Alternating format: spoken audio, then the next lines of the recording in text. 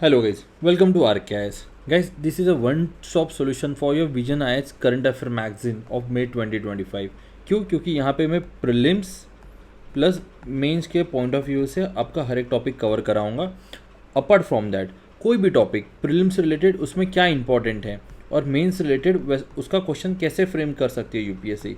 इसके साथ साथ मेंस में अगर वो क्वेश्चन फ्रेम नहीं होगा तो उसका जो फॉर्डर मटेरियल हम वो जो मेंस का टॉपिक है कौन से एज एन एग्जाम्पल कौन से जीएस के सब्जेक्ट में एज एन एग्जाम्पल हम लोग को यूज़ कर सकते हैं. तो बेसिकली ये जो है एक पूरा होलिस्टिक आपका अप्रोच रहेगा करंट अफेयर्स के लिए.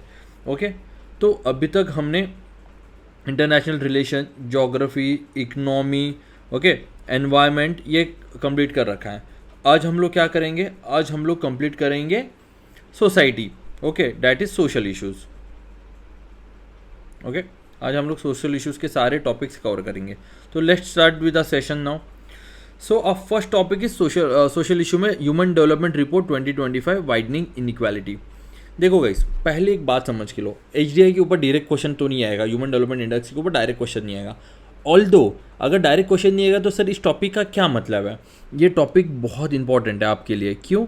क्योंकि इससे जीएस के बहुत सारे अलग अलग क्वेश्चंस सब्जेक्ट में आप इसका फॉर्मेटल यूज़ कर सकते हो.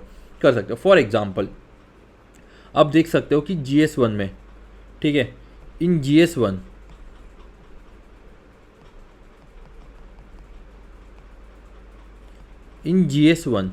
ठीक है, GS1 में आप सोसाइटी में इसको यूज़ कर सकते हो.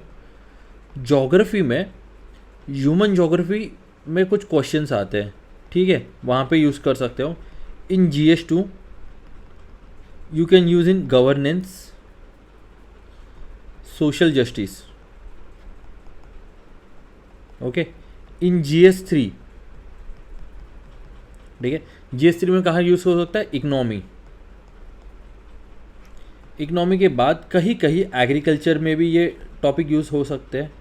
ओके, तो ये सारे इतने सारे टॉपिक एंड देन एथिक्स में कहीं ना कहीं तो ये लग ही जाता है एज एन एग्जाम्पल. ठीक है, तो देखो कितना सारा पार्ट है आपका जीएस का, ये सारे टॉपिक यूज़ हो जाएंगे. तो इसके लिए ये बहुत इंपॉर्टेंट है ये टॉपिक हमारे लिए करने के लिए. ओके, क्लियर है ये? तो चलो इस टॉपिक से रिलेटेड हमें मेंस के लिए क्या फॉर्डर मटेरियल मिल सकता है हम वो देखते हैं, और अगर प्रीलिम्स के लिए क्या इंपॉर्टेंट है वो भी देख लेंगे. तो सबसे पहले basically human development index, human development report, ठीक है, ये कौन निकलता है?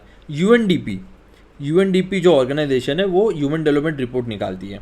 ठीक है, अब देखो ये ह्यूमन डेवलपमेंट रिपोर्ट में क्या फाइंडिंग्स आ रखी है, तो की फाइंडिंग्स ऑफ द रिपोर्ट देखते हैं और क्या हम लोग इसमें यूज़ कर सकते हैं और कहाँ पे यूज़ कर सकते हैं. That is human development index. Okay, human development index बहुत इंपॉर्टेंट है. कहीं पे भी आपको इनइक्वालिटी का अगर कोई क्वेश्चन आ जाता है, ह्यूमन डेवलपमेंट इंडेक्स को आप पॉइंट आराम से लिख सकते हो. ठीक है, अब ग्लोबल सिनारियो देखते हैं. इसका ग्लोबल सिनारियो कैसा? Widening gap in inequality between countries with low development index score and with the very high development index score for the fourth consecutive year. ठीक है, मतलब जो लो डेवलपमेंट इंडेक्स स्कोर, जैसे जो आपका डेवलपमेंट होता है 0 to 1 में होता है. ठीक है, अगर 0 to 1 में अगर आपका 1 हो जाए तो आपकी रैंकिंग अच्छी है, और अगर आपका 0 के पास रहेगा तो आपकी रैंकिंग अच्छी नहीं है. तो बेसिकली ये फंडा है. 1 to 0 में इसकी रैंकिंग, इसके पॉइंट्स होते हैं, उसके हिसाब से उसकी रैंकिंग होती है. ओके, देन इंडिया का रैंक इम्प्रूव हो गया है. 2022 में 133 था, 2023 में 130 हो गया है. क्यों? क्योंकि उसकी ह्यूमन वैल्यू जो है, ह्यूमन डेवलपमेंट इंडेक्स की जो वैल्यू है, इट इज़ रोज फ्रॉम 0.676 से लेके अब हो गए 0.685. तो आपको यहाँ पे ये वैल्यू याद रखनी है? नहीं, ये वैल्यू याद नहीं रखनी. Although for a better fact और डेटा, ठीक है, एक पर्टिकुलर पिन पॉइंट डेटा और या फिर फैक्ट लिखने के लिए you should always remember the rank of India's rank in human development report. Okay, then इसके बाद इनइक्वालिटी एडजस्टेड डेवलपमेंट इंडेक्स क्या बोल दिया है? India face 0.37 loss of human development due to glaring inequality in the country. ठीक है, मतलब inequality की वजह से हम लोग 0.7% लॉस ह्यूमन डेवलपमेंट में होता है. तो this is a good fact for your answer society के लिए. इसके बाद multi dimensional poverty index. Okay, वो क्या कहता है? ये भी आपको बहुत इंपॉर्टेंट है क्योंकि GS1 में सोसाइटी में पॉपुलेशन करके टॉपिक आता है. ठीक है, ओके, और पॉवर्टी करके एक टॉपिक आता है. तो वहाँ पे आप ये डेटा यूज़ कर सकते हो। तो यहाँ पे बोला है कि income 16.4% of Indian population under multi dimensional poverty, whereas 4.2 population living under severe multi dimensional poverty. As it is इसको यूज़ कर सकते हो, कहीं पे भी पॉवर्टी और पॉपुलेशन का क्वेश्चन आ गया जाएगा तो, ठीक है। And then gender inequality index में इंडिया का रैंक है 102, ठीक है। और इसमें और एक डेटा दे रखा है, ये आप इकोनॉमी में यूज़ कर सकते हो, ओके। इसी के साथ साथ ह्यूमन ज्योग्राफी में यूज़ कर सकते हो ये डेटा क्या कह रहा है कि इंडिया का फीमेल पार्टिसिपेशन रेट है, लेबर फोर्स पार्टिसिपेशन रेट है 35.1% है, कंपेयर टू मेल का कितना, मेल का है 74.6। This is also a kind of inequality, okay. तो बेसिकली ये जो मैंने यहाँ पे मार्क करके रखे, these are the very good for the material for you. Then अब यूपीएससी में अगर प्रीलिम्स में क्वेश्चन बनेगा तो क्या बनेगा, तो एचडीआई के जो भी इंडिकेटर्स हैं वो कौन से है उसके ऊपर क्वेश्चन बनेगा। तो हमें बस इसके इंडिकेटर्स पता होने चाहिए। तो सबसे पहले इनके कितने 4 इंडिकेटर है।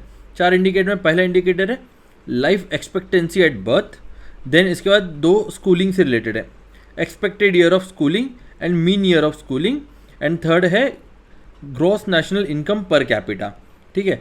लाइफ एक्सपेक्टेंसी का 1 है, एजुकेशन के 2 है, एंड ग्रॉस नेशनल इंडेक्स के 1 है। तो ऐसे करके 4 इसके इंडिकेटर्स हैं, ठीक है। देन अगेन ये सारी चीज़ें आप इकोनॉमी में पढ़ लोगे, ठीक है। बट यहाँ पे एक जस्ट मैं हिंट दे देता हूँ, जैसे कि लॉरेंस कर्व होता है, कर्व है लॉरेंस कर्व।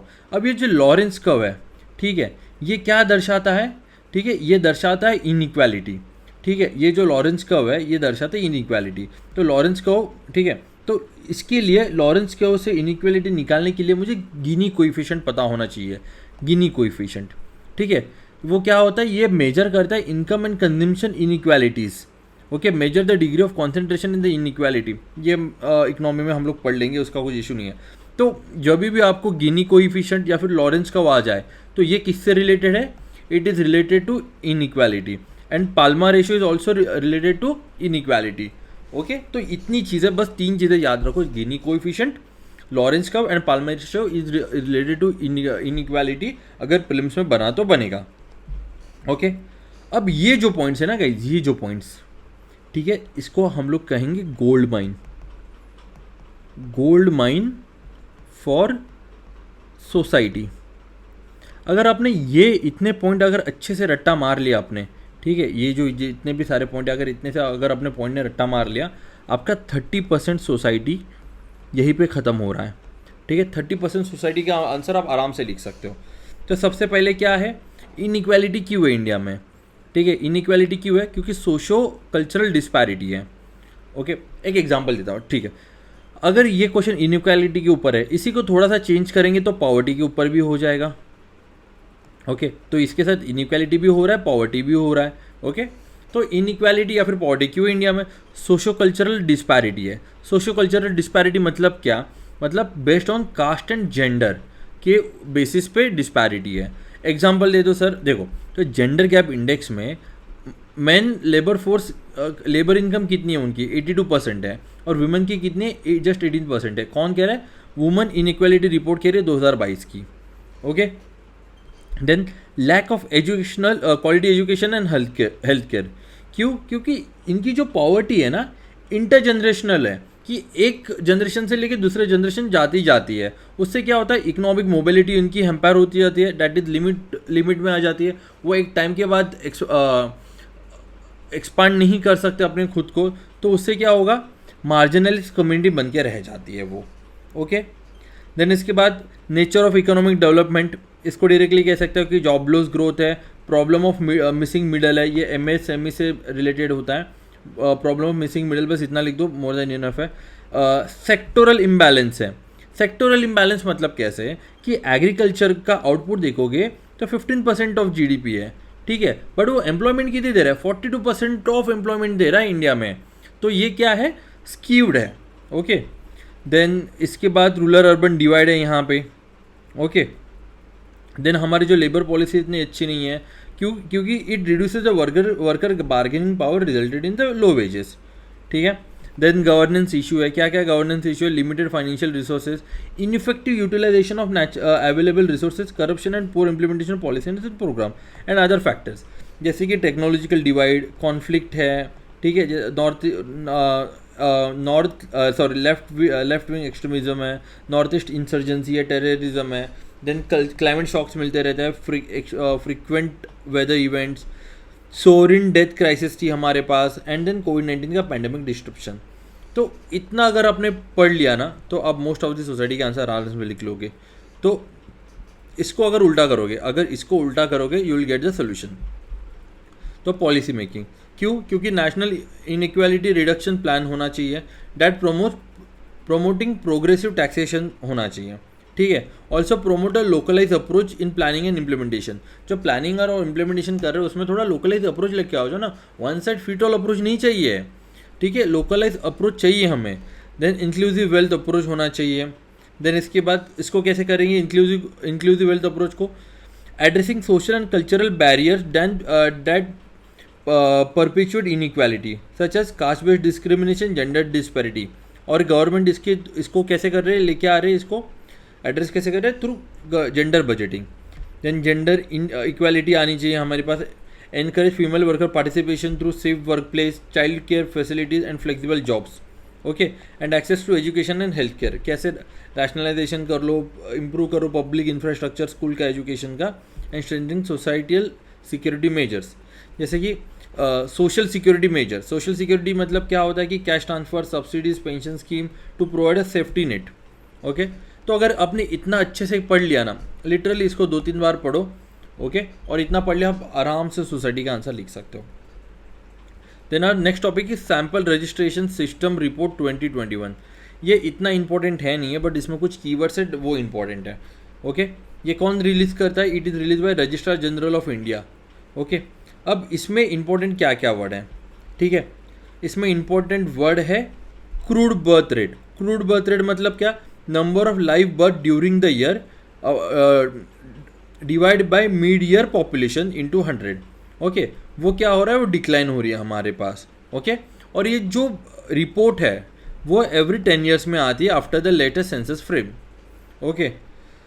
देन इसके बाद ये जो पॉइंट्स हैं आप डायरेक्टली पॉपुलेशन में यूज़ कर सकते हो, प्लस जोग्राफी में, ह्यूमन जोग्राफी में यूज़ कर सकते हो, ठीक है। जैसे ग्रुप 0 से 4 तक क्या हो रहा है? डिक्लाइन हो रहा है, ओके। इकोनॉमिकल एक्टिव पॉपुलेशन मतलब कि जो कमाती है 15 से लेके 59 तक वो बढ़ रही है। एडल्टली पॉपुलेशन भी इंक्रीज हो रही है, okay. And mean age of effective marriage for females वो भी बढ़ रहा है, ठीक है। जैसे कि पहले 19.3 ईयर्स में उनकी शादी होती थी, अब क्या हो रहा है? 22.5 ईयर्स में उनकी शादी हो रही है। देन ये आप डायरेक्टली एग्जाम्पल यूज़ कर सकते हो। कहाँ पे एग्जाम्पल यूज़ कर सकते हो? वुमेन करके चैप्टर है, ठीक है, वुमेन एंड इज इश्यूज, ठीक है, ये चैप्टर है कहाँ पे? सोसाइटी में, वहाँ पे आप डायरेक्टली यूज़ कर सकते हो। देन मटर्नल मॉर्टेलिटी रेशो मतलब क्या? जन्म देते वक्त जो औरत गुजर जाती है, ठीक है, वो उसको हम लोग पर 1 लाख के सैम्पल बेस पे काउंट करते हैं। Number of maternal death during the given period, live birth during the same period, ठीक है, ये भी क्या हो रहा है? डिक्लाइन हो रहा है। देन चाइल्ड मोर्टेलिटी में भी अलग अलग टर्म्स है। पहले तो न्यूनेटल मोर्टेलिटी रेट। न्यूनेटल मतलब क्या? पहले 29 दिन में, फर्स्ट 29 डेज में कितने बच्चे मर रहे हैं, ओके, पर 1000 बच्चों से, ये भी क्या हो रहा है? ये भी डिक्लाइन हो रहा है। Then infant mortality rate. Infant मतलब क्या? पहले 1 साल में कितने बच्चे मर रहे हैं, ये भी डिक्लाइन पे जा रहा है, ठीक है। देन इसके बाद सेक्स रेशो तो आपको पता है। हाँ, टोटल फर्टिलिटी रेट वो भी हमारा कम होते जा रहा है, ठीक है। अब ये फर्टिलिटी रेट क्या होता है? मतलब कि एक वुमेन अपने प्रोडक्टिव ईयर्स में कितने बच्चों को जन्म देती है, इसको हम लोग सिंपल वे में देखेंगे टोटल फर्टिलिटी रेट। ये भी डिक्लाइन हो रहा है। और रिप्लेसमेंट लेवल TRF का कितना होना चाहिए? 2.1 होना चाहिए, ठीक है, वो हम लोग ने अचीव कर लिया है। टोटल फर्टिलिटी रेट कितना है? 2.0 होना चाहिए, ओके, बट हमारा कितना है? 2.1 है। रूरल में 2.2 है, अर्बन में 1.6 है। देन लाइफ एक्सपेक्टेंसी, ठीक है, ये सारे पॉइंट्स, ओके। बस इसमें इतना ही इंपॉर्टेंट है, ये इसको आप फॉर्डर मटेरियल की तरह यूज़ कर सकते हो। Then next one is urban poverty. Urban poverty again मैं कहूँगा कि काफ़ी इंपॉर्टेंट टॉपिक है। इससे भी हम आपके बहुत सारे क्वेश्चंस हैं ना, हो सकते हैं, बन सकते हैं। कहाँ पे, लेकिन ये फॉर्डर मटेरियल के लिए बहुत बढ़िया है, ठीक है। Odisha government launches initiative Sahyog to facilitate access to government welfare scheme for the urban poor. मतलब क्या, इन्होंने एक सहयोग करके एक इनिशिएटिव निकाला, उसमें क्या करेंगे, अर्बन पुअर है ना, उनको देखेंगे, उनका क्राइटेरिया देखेंगे क्या क्या है, और गवर्नमेंट की कौन सी स्कीम उनको लग रही है तो उनका बेनिफिट उनको देंगे। तो बेसिकली ये सहयोग है। अब यूपीएससी में सहयोग करके नहीं आएगा, यूपीएससी में क्या होगा, यूपीएससी में it will help to write a good answer. तो ये सहयोग आप कहाँ पे यूज़ कर सकते हो, it can use in society के answer, it can use in social justice का answer, it can use in governance का आंसर। ओके, तो यहाँ पे ये आप गवर्नेंस, सोशल जस्टिस, इनके आंसर में आप यूज़ कर सकते हो। ऑल्सो इसको आप एथिक्स में भी यूज़ कर सकते हो। ओके, अब ये एम वगैरह तो ठीक है, मैंने जो बताया उतना ही है, इसमें इतना कुछ है नहीं। एक डेटा है, बस वो याद कर लो। अर्बन एम्प्लॉयमेंट रेट जो है वो कम हो रही है। Okay, then difference between urban and rural poverty, ठीक है। अब इसके ऊपर बोलोगे कि सर इसके ऊपर डायरेक्ट क्वेश्चन बनेगा, नहीं, इसके ऊपर डायरेक्ट क्वेश्चन नहीं बनेगा, हाँ, बट इसको आप ऐसे के लिए अच्छे से एक्सप्लेन कर सकते हो, ठीक है, कि अलग अलग डायमेंशंस लेके आने होते हैं, तो ऐसे के लिए बहुत अच्छा हो जाएगा। तो एक्सेस टू बेसिक एम्यूनिटीज़, जैसे अर्बन पुअर को क्या इनएडुकेट हाउस होल्ड मिलते हैं और लैक ऑफ बेसिक सर्विसेज जैसे सैनिटेशन, बट रूरल के बेस में नहीं होता। रूरल के बेस में क्या होता है, उनके पास security of tenure and land, उनके पास अगर लैंड नहीं है तो वो पुअर माने जाएंगे, घर तो उनके पास होता ही है। देन लिविंग कंडीशंस काफ़ी कंजेस्टेड होते हैं, lack of proper hygiene leading to high risk of disease and crime. लेकिन रूरल के लिए क्या होता है, पक्का हाउस है या नहीं है, कास्ट डिस्क्रिमिनेशन कर रहे या नहीं कर रहे उनके against, that is living condition. And psychological impact है, इकोनॉमिक स्ट्रक्चर है, ये एक बार गो थ्रू कर लेना, इसमें समझाने जैसा कुछ नहीं है। Then urban poverty vulnerability face by the urban poor. अब देखो एक क्वेश्चन आता है आपको, ठीक है, सोसाइटी में एक टॉपिक है, कौन सा टॉपिक है, अर्बनाइजेशन, ठीक है। अर्बनाइजेशन जो टॉपिक है उसके लिए ये जो मटेरियल बहुत इंपॉर्टेंट है, ठीक है। तो अर्बनाइजेशन में लोगों को इश्यूज़ क्या होता है, इकोनॉमिक वल्नरेबिलिटीज़ होती है उनकी, ठीक है, सोशल वल्नरेबिलिटीज़ होती है, हाउसिंग वल्नरेबिलिटीज़ होती है, और पर्सनल वल्नरेबिलिटीज़ होती है, और ये उसके एग्जाम्पल्स है, ठीक है। ये बस रट लो, आपका लिटरली बोल रहा हूँ 5 से 6 मार्क्स आउट ऑफ 10 आपको आराम से मिल जाएंगे, ठीक है। जैसे इकोनॉमिक वल्नरेबिलिटी में क्या होता है, इरेगुलर और कैजुअल एम्प्लॉयमेंट होती है, लो पेड वर्क मिलता है उनको, lack of access to credit, formal safety net not program. अब सोशल में क्या होगा, सोशल में अगेन एजुकेशन के ऊपर होगा, यूथ अंडर एम्प्लॉयमेंट, ठीक है। Then alcoholism, drug abuse, low social capital होता है, inadequate access to food security, health issues, personal में प्रोन टू वायलेंस जैसे कि डोमेस्टिक वायलेंस होता है, ठीक है। Then disproportional impact of women, children, elderly, disabled, and then इसके बाद हाउसिंग वल्नरेबिलिटीज़ की, ओवर क्राउडेड है, सैनिटेशन अच्छा नहीं है, पुअर क्वालिटी ऑफ शेल्टर है, लैक ऑफ टेन्योर है, तो ये सारी चीज़ें। Okay, then reason for the persistence of urban poverty, कि अर्बन पॉवर्टी क्यों है, तो lack of planned urban development. जैसे मुंबई करके एक सिटी है, अब मुंबई में प्लान्ड सिटी नहीं है, बट वहीं पे अगर हम लोग नवी मुंबई देखेंगे या फिर चंडीगढ़ देखेंगे, ये क्या है, दोनों प्लान्ड सिटी है। तो most of the urban poverty क्यों हो रही है, क्योंकि वो प्लान्ड सिटी नहीं होती। उससे क्या होता है कि रूरल से अर्बन माइग्रेशन होता है ना, तो काफ़ी कंजेशन हो जाता है, ठीक है। देन रीजनल डिस्पैरिटीज इन अर्बनाइजेशन, जैसे कि इनएफिशिएंट डेवलपमेंट। रीजनल डिस्पैरिटी मतलब क्या, जैसे टियर 1 सिटी है, टियर 2 सिटी है और टियर 3 सिटी है। तो टियर 1 सिटी को ना काफ़ी अच्छा डेवलपमेंट का बजट चला जाता है, ठीक है, उनको अच्छा डेवलपमेंट हो जाता है, बट टियर 2 और टियर 3 का उतना होता नहीं है, ठीक है। Then inaccessibility of social security, lack of resistance of identity, मतलब उनके पास घर ही नहीं तो रेसिस्टेंस कैसे दिखाएंगे, रेसिडेंस कैसे दिखाएंगे। And vicious cycle of poverty, बस इतना लिख लो, it is more than enough है। तो गवर्नमेंट के कुछ इनिशिएटिव्स है, जैसे 1 रेशन 1 आधार कार्ड, स्वच्छ भारत मिशन, अर्बन 2.0, प्रधानमंत्री आवास योजना अर्बन, दीनदयाल योजना, national urban livelihood mission, okay, and PM Svanidhi scheme. तो ये स्कीम आप लर्न कर लो। अर्बन से रिलेटेड कुछ भी क्वेश्चन आ जाएगा अर्बनाइजेशन से, ये वाले पॉइंट्स आप पुट कर लेना, ठीक है। Then what can be the way forward, again inclusive urbanization, development of tier 2 city, जो भी यहाँ पे हमने लिखा है ना उसका उल्टा कर दो, will get the answer. Sustainable urbanization, empowerment of urban, targeted delivery of the security programs, that's it. तो ये सारी है। अब नेक्स्ट टॉपिक है Mizoram, which is full literacy rate, ठीक है, it can be use an example, उससे ज़्यादा इसका कुछ काम नहीं है। ठीक है, अब देखते हो इंडिया में ये एक फर्स्ट स्टेट है जो फुल्ली फंक्शनल हो रखा है, फुल्ली लिटरेट हो रखा है। ठीक है, अब देखो इसमें ना कुछ अलग अलग वर्ड चीज़ है, जैसे कि सबसे पहले तो यूटी, एक लद्दाख करके यूटी है, वो सबसे पहले फर्स्ट एडमिनिस्ट्रेटिव था to declare the full financial literacy. अब फुल फंक्शनल लिटरेसी, अब फंक्शनल लिटरेसी और लिटरेसी में बहुत फ़र्क होता है। ठीक है, जैसे हम लोग समझेंगे literacy and functional literacy. Literacy मतलब क्या, a person at the age of 7 years and above who can read and write with understanding in any language is considered literate. But functional literacy उसके एक कदम आगे जाता है। ये क्या बोलता है, able to read and understood basic instructions, fill out forms, use of technology and make inform decision based on the return information. Okay, तो ये है फंक्शनल लिटरेसी और ये है लिटरेसी सिर्फ।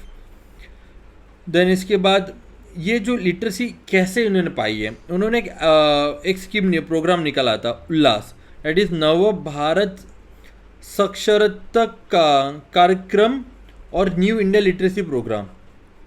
ठीक है, इसके थ्रू अब इसमें क्या इंपॉर्टेंट है, इसमें इंपॉर्टेंट है ये प्रोग्राम को स्पॉन्सर कौन कर रहा है, सेंट्रल सेक्टर स्कीम है या फिर सेंट्रल स्पॉन्सर्ड स्कीम है। तो this is a central sponsored scheme है, मतलब स्टेट को भी पैसे देने हैं और सेंटर को भी पैसे देने हैं। Okay, it targeted 5 crore learners वगैरह, इतना इंपॉर्टेंट नहीं है। ये उठलास करके उन्होंने एक एप्लीकेशन बनाया था, उससे हो रहा है। हाँ, ये किसके अंडर है, it is under ministry of education के अंडर है, और ये कितने ईयर्स के लिए था, 2022-23 से लेके 2026, that is of 4 years। Okay, targeted group कौन है, adult age of 15 or above, ये कर लो, इसके आगे कुछ इंपॉर्टेंट नहीं है। हाँ, अब केयर इकोनॉमी एंड डिजिटलाइजेशन, जब भी आपको वुमेन का क्वेश्चन आ जाएगा, वुमेन का क्वेश्चन मेंस में आ जाएगा, आपको केयर इकोनॉमी लिख के आना है। And what is care economy, okay, care economy की डेफिनेशन देखेंगे, it is a production and consumption of goods and services necessary for the physical, social, mental and emotional wellbeing of a care dependent group. जैसे कि for example elderly है, उनका खाना, उनके ऊपर लगाव लगाना, उनकी दवाई वगैरह सब कुछ करना, उनका ध्यान रखना, बेसिकली केयर इकोनॉमी है। तो केयर इकोनॉमी में क्या होता है, 2 तरह के चीज़ होते हैं, डैट इज़ पेड केयर होती है, जैसे कि अगर हमने किसी नर्स को रखा, डोमेस्टिक वर्कर को रखा, एजुकेटर को रखा अपना बच्चों को सिखाने के लिए या फिर कुछ काम करने के लिए, तो उसको पेड केयर बोलते हैं। तो अनपेड वर्क भी होता है। Then what is unpaid work, जो हमारे घर में हमारी मम्मी या फिर हमारी दादी या फिर हमारे घर में जो औरतें करते हैं, जो काम करने के उनके पैसे नहीं मिलते, that is cooking, cleaning, caring for children and elderly. Okay, तो ये है। तो यहाँ पे एक ये कि डिजिटलाइजेशन ये कैसे हेल्प करेगा बेनिफिट ऑफ वुमेन। सबसे पहले तो इकोनॉमिक ग्रोथ करेगा, क्यों, क्योंकि ये मिलियंस ऑफ जॉब लाएगा, 70 to 90% job are expected to benefit women. ठीक है, ये क्या करेगा, 300 मिलियन जॉब लाएगा बाय 2035, उसमें 70 to 90 वुमेन को मिलने वाली है। It addressing the gender disparity, कैसे कि it will digitalize of care lead to increase flexibility and autonomy. ठीक है, कैसे कि higher and more stable income, flexibility and autonomy. उसके बाद क्या होगा कि यहाँ पे अपॉर्चुनिटीज़ बहुत मिलेंगी औरतों को। And then enhancing access and efficiency, again वही कि क्या बोलते हैं, sorry, access, enhancing access and efficiency जो वुमेन के लिए बेटर रहेगा। ठीक है, बस इतना है इसमें। देन मैटरनल मोर्टिलिटी रेशियो जो हमने देखा था कम हो रखा है, व्हाट इज़ दैट, कि एक औरत बच्चे को जन्म देते हुए मर जाती है, उसको मैटरनल मोर्टिलिटी रेट बोलते हैं। इट इज़ अपॉन 1000 नहीं, 1 लाख के सैम्पल साइज में इसको काउंट करते हैं। Then initiative for aging with dignity, vulnerable group करके क्वेश्चन, एक टॉपिक है, उसमें elderly is a vulnerable group. तो इसके ऊपर जब भी क्वेश्चन आ जाएगा ना, तो ये 3 चीज़ें आप इसमें लिख सकते हो, what are the initiatives. Okay, then इसके बाद global network for age friendly cities and communities. ठीक है, तो ये कौन करता है, तो यहाँ पे इसमें कोझिकोड सिटी को इंक्लूड कर रखा है। और ये कौन रिलीज़ करता है, WHO, वर्ल्ड हेल्थ ऑर्गेनाइजेशन। यहाँ पे कितने मेंबर्स है, 13,000 मेंबर्स है फ्रॉम 15 कंट्रीज। ये इतना इंपॉर्टेंट नहीं है, इतना ही है। देन इंटरनेशनल डिस्प्लेसमेंट ग्रिड, ये भी इतना इंपॉर्टेंट नहीं है। तो बस इतना इंपॉर्टेंट है। And this is your society, आपका इसमें कंप्लीट हो जाता है। Okay, next time we will start with our science and tech, then will go for ethics and art and culture, then government के schemes, and then security, and will wrap up our make a पूरा PT। Okay guys, okay then, thank you so much, bye everyone.